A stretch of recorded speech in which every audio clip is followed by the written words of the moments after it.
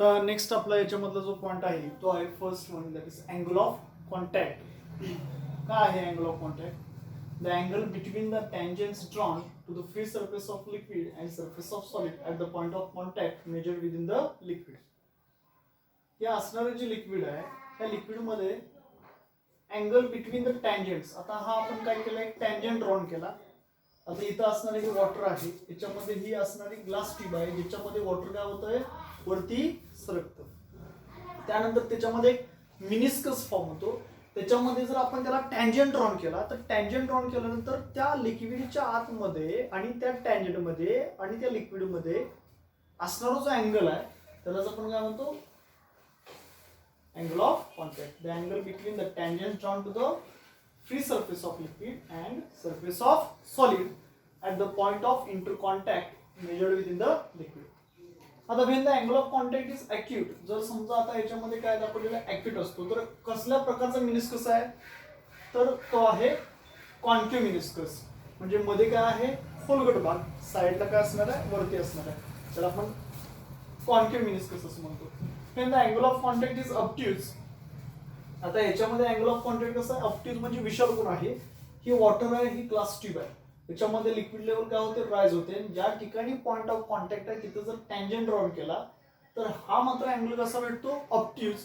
मग याच्यामध्ये मध्ये भाग कसा आहे, फुगीर आहे, म्हणून आपण याला काय म्हणतो, कॉन्व्हेक्स. काय म्हणतो, कॉन्व्हेक्स मिनिस्कस. आता वॉटर ग्लास असेल, हे वॉटर ग्लास आहे तर ते काय होतं, कॉन्केव्ह मिनिस्कस. आणि मर्क्युरी ग्लास असेल जसं की हे, तो मात्र काय होतं, कॉन्व्हेक्स मिनिस्कस. ओके, काय काय म्हटलं आपण, angle of contact, the angle between the tangents drawn to the free surface of liquid and surface of solid at the point of contact measured within the liquid, it is called as angle of contact. हा angle contact कसा असेल, acute असेल तर तो असणारा जो surface आहे तो कसा आहे, कॉन्केव्ह मिनिस्कस आहे. आणि हाच जर अँगल ऑफ कॉन्टॅक्ट जर ऑब्ट्यूज असेल तर तो सरफेस कसा असणार आहे, कॉन्व्हेक्स मिनिस्कस असणार. वॉटर ग्लास असेल तर कॉन्केव्ह मिनिस्कस आणि मर्क्युरी ग्लास असेल तर कॉन्व्हेक्स मिनिस्कस. नेक्स्ट आपला पुढचा जो पॉइंट येतो तो आहे शेप ऑफ मिनिस्कस. आता मिनिस्कसचा शेप कसा असेल, आता हा सॉलिड आहे, हे लिक्विड आहे. then liquid is in contact with the solid. For example या ठिकाणी केरोसिन रॉकेल आहे, ज्यावेळी हे रॉकेल ह्या असणाऱ्या सॉलिडच्या कॉन्टॅक्टमध्ये असेल तर त्याचा कॉन्केव्ह मिनिस्कस कसा, तर लक्षात घ्या त्या असणाऱ्या रॉकेलमध्ये, केरोसिनमध्ये त्याचा असणारा जो कोहेसिव्ह फोर्स आहे तो ग्रेटर असणार आहे कोणापेक्षा, अडेसिव्ह फोर्स पेक्षा. आता या ठिकाणी असणारा हा जो एपी आहे तो आहे अडेसिव्ह फोर्स आणि या ठिकाणी असणारा हा जो एसी आहे तो आहे कोहेसिव्ह फोर्स. अडेसिव्ह फोर्स आणि कोहेसिव्ह फोर्स याच्यामध्ये असणारा हा जो एआर आहे तो मात्र काय आहे, त्याचा नेट रिझल्टंट फोर्स. काय आहे, नेट रिझल्टंट फोर्स.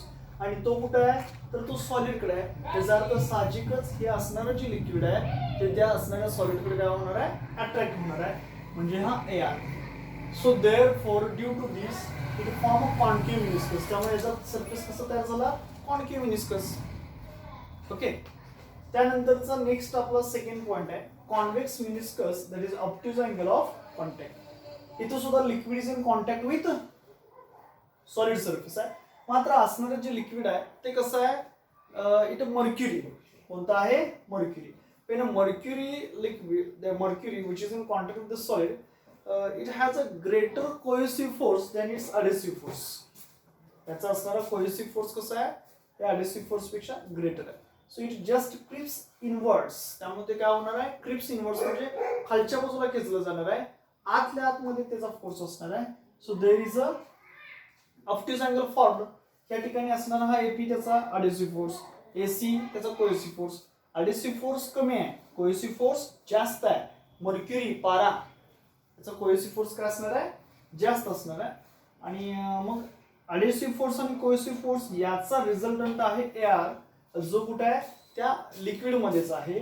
याचा अर्थच काय, याचा कोहेसिव्ह फोर्स जास्त असल्यामुळं हे इनवर्ड काय होणार आहे, खेचलं जाणार आहे. आता हा जो एसी आहे याला मी एक परपेंडिक्युलर टाकला, टँजंट जर टाकला तर या टी पासून या असणाऱ्या सरफेस पर्यंतचं डिस्टन्स, सॉरी अँगल म्हणजेच ऑब्ट्यूज अँगल, विशाल कोन आपण असं त्याला म्हणतो. त्यानंतरचा आपला पुढचा जो पॉईंट आहे शेवटचा याच्यामधला झिरो अँगल ऑफ कॉन्टॅक्ट. अरे झिरो अँगल ऑफ कॉन्टॅक्ट म्हणजे काय? हा लिक्विड सरफेस आहे, हा सॉलिड सरफेस आहे. तर liquid is in contact with the solid. त्यावेळी लिक्विड हे सॉलिडच्या कॉन्टॅक्ट मध्ये असतं. What happen?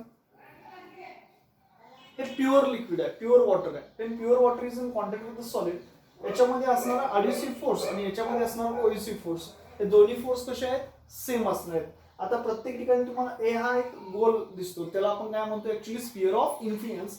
तर याच्यामध्ये काय होणार आहे? हा स्पियर ऑफ इन्फ्लुएन्स जो काय आपण इथं काढलेला आहे, तर याच्या अराउंड असणारा याचा अड्युसिव्ह फोर्स आणि कोहेसिव्ह फोर्स सेम आहे. त्यामुळे नेट रिझल्टंट फोर्स याच्यावरती ए आर असणार नाही. त्यामुळे थिटा काय होणार आहे? त्याचा 0 डिग्री. किंवा जर त्याच्याबरोबर काय असेल? Pure water. काय काय पाहिलं? अँगल ऑफ कॉन्टॅक्ट, त्याच्यामध्ये concave meniscus, convex meniscus. Meniscus म्हणजे वरचा असणार ते फ्री सरफेसचं शेप. त्यानंतर शेप ऑफ मेनिस्कस मध्ये concave, when solid is in contact with kerosene, concave meniscus तयार होणार आहे. Convex, when mercury is in contact with solid surface, convex meniscus तयार होणार आहे. आणि त्याच्यामध्ये असणार zero angle of contact, when pure water is in contact with solid, त्याच्यामध्ये काय होणार आहे? 0 डिग्री तयार होणार आहे.